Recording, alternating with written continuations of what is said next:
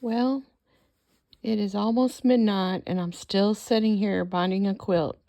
This goes to show a quilter's work is never done. I'm sitting here making little tiny stitches.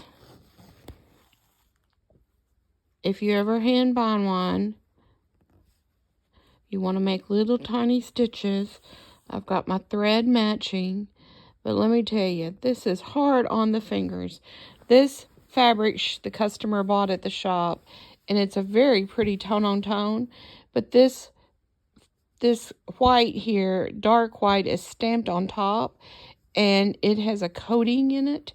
And when your needle hits a certain spot in that, it is so hard to get through.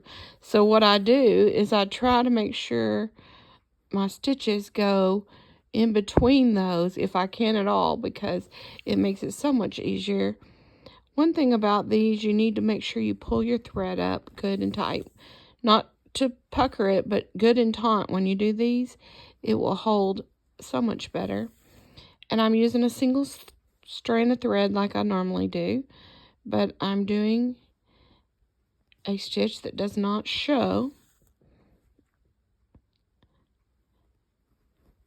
and trying to make about a 1/4 inch or less stitching in there.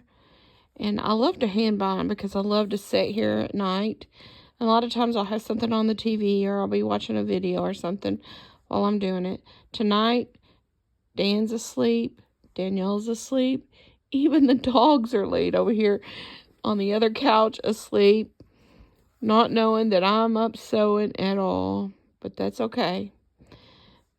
I'm used to staying up and working. I love to do that. It's quiet and I can get a lot done. So I use these little clips.